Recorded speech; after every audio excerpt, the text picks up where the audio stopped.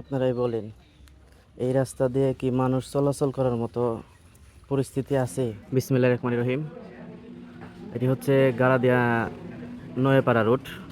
আজকে চরম বাস্তবতা আপনাদের দেখাবো। আমাদের এই নয়াপাড়া রুটে, মানে গাড়াদিয়া নয়াপাড়া রুটে দুইটি শিক্ষা প্রতিষ্ঠান আছে। একটি হচ্ছে মহিলা মাদ্রাসা, অপরটি হচ্ছে পুরুষ মাদ্রাসা। তো আপনারা দেখতে পাচ্ছেন যে রাস্তার কি বেহাল দশা, এবং এখান দিয়ে শত শত মানুষ চলাচল করে এবং শত শত মানুষ স্কুল মাদ্রাসায় যেয়ে থাকে, মহিলা মাদ্রাসা এবং পুরুষ মাদ্রাসায়। এবং কি আমাদের যে কবরস্থান আছে, ঈদগাহ মাঠ আছে, সেখানেও মানুষ প্রতিনিয়তই যাতায়াত করে। এবং আপনারা জানেন, একজন মানুষ যদি মৃত্যুবরণ করে, গতকালকেও দুইজন মানুষ মৃত্যুবরণ করেছে আমাদের গ্রামে। তো দুজন মানুষ নিয়ে যাওয়াটা আসলে এই রোড দিয়ে কতটুকু সম্ভব, লাশের খাট নিয়ে এই রোড দিয়ে যাওয়াটা কতটুকু সম্ভব? যারা লাশের খাট নিয়ে গেছে বা যায় প্রতিনিয়ত, তারাই জানে যে এখান দিয়ে যাতায়াত করাটা কী পরিমাণ কষ্টসাধ্য। আপনারা দেখতে পাচ্ছেন যে একটি মহিলা মাদ্রাসা, এখানে প্রচুর পরিমাণ মেয়েরা পড়াশোনা করে এবং ছাত্রী অনেক। আপনারা দেখতে পাচ্ছেন যে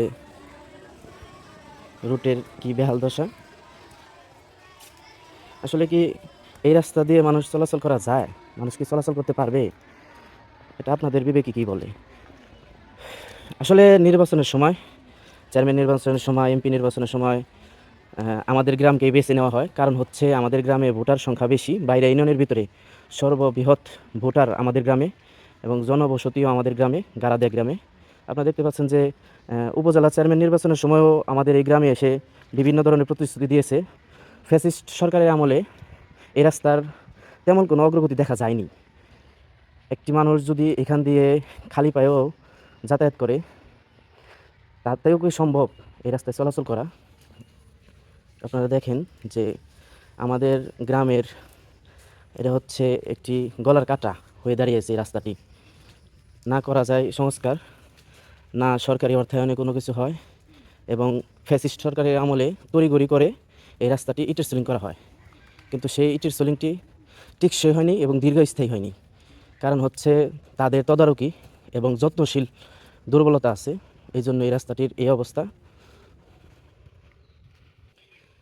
এই রাস্তার আশেপাশে যাদের বাসা, তাদেরকে বলবো, এই যে আপনারা দেখতে পাচ্ছেন অনেক সুন্দর একটি বিল্ডিং দিয়েছে, কিন্তু বাড়ির যত পানি আছে সব রাস্তা দিয়ে দেওয়া হচ্ছে।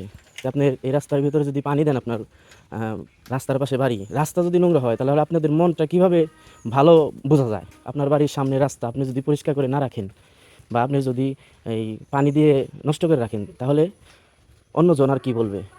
এই যে একজন ছাত্র সাইকেল নিয়ে যাচ্ছে। আমার জ্ঞান হওয়ার পর থেকে এই যে এইটুকু জায়গা সবসময় নোংরা হয়ে থাকে।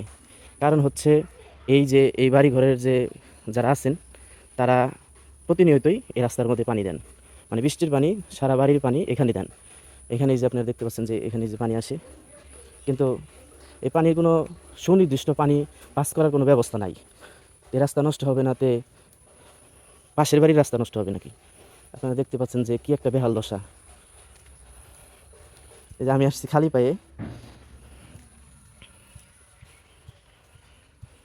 এখান দিয়ে কি মানুষ প্রতিনিয়ত যাতায়াত করে? তারা কি ভালো মন নিয়ে যাতায়াত করে, নাকি নোংরা একটা পরিবেশে যাতায়াত করে, নোংরা মন্তব্য করতে করতে যাতায়াত করে? আপনারা দেখেন যে কি একটা বেহাল দশা। এই যে একটি পাইপ দেওয়া হয়েছে।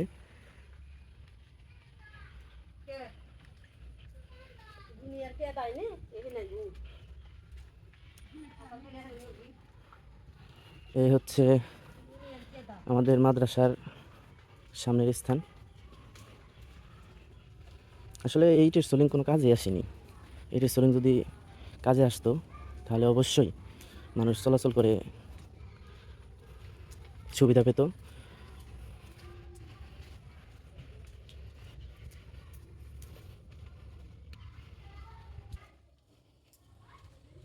এই হচ্ছে আমাদের আবেগের জায়গা, মাদ্রাসা। এই মাদ্রাসায় শত শত ছাত্র পড়াশোনা করে, তাদের যাতায়াত এই রুট দিয়েই।